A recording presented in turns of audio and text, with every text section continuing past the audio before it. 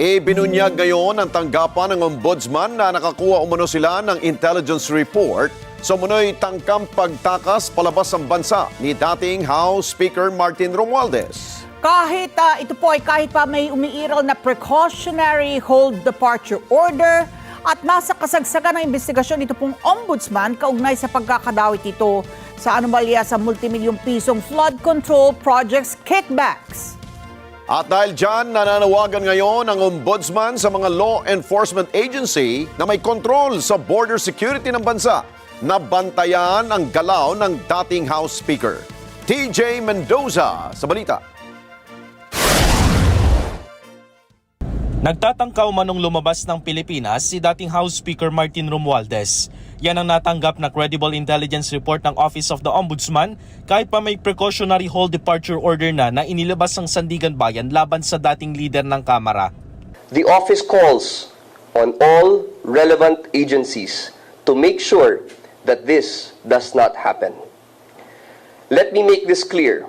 Nananawagan ng ombudsman sa law enforcement na may kinalaman sa border security para mabantayan ang galaw ng dating speaker. So kaya namin siguro nire-remind yung ating law enforcement agencies, pati na rin ang ating border control, to please watch out. Dahil malamang sa hindi niyan, lalabas ho siya sa informal channels at hindi sa formal borders natin.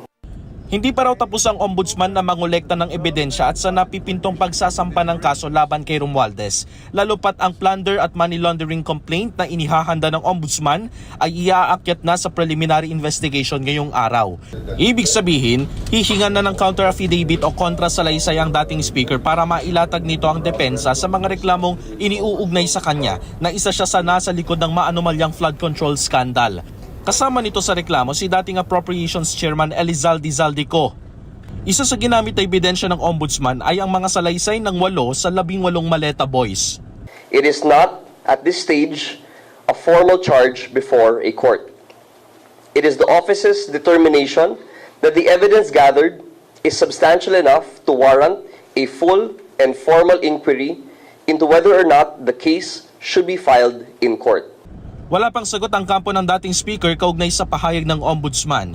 Pero paano kung sakaling umalis na ng bansa si Romualdez? Ano ang mangyayari sa mga reklamong nakahain sa kanya sa anti-graft body? Parang niwe-waive na po niya. Actually, niwe-waive na po talaga niya yung kanyang karapatan para sumagot at maghain ng counter affidavit na ang nilalaman ho niyan ang kanyang depensa. No? So, we will have to resolve the case on the basis na lang po dun sa allegations sa complaint. So, wala na po siyang chance to defend himself in this forum. Dumistansya naman ang palasyo sa investigasyon ng maanomalyang flood control scandal. Kung saan po pupunta ang ebidensya. Sundan na lang po natin. So, kung ano po ang mangyayari sa anumang pag-iimbestiga dito, hindi po makikialam ang Pangulo at tatanggapin po ito. Sinusubukan pa namin kuhanan ng Bureau of Immigration kaugnay pa rin sa Intel report na natanggap ng anti-graft body. TJ Mendoza para sa Mata ng Agila. Matatag, matapang, matapat.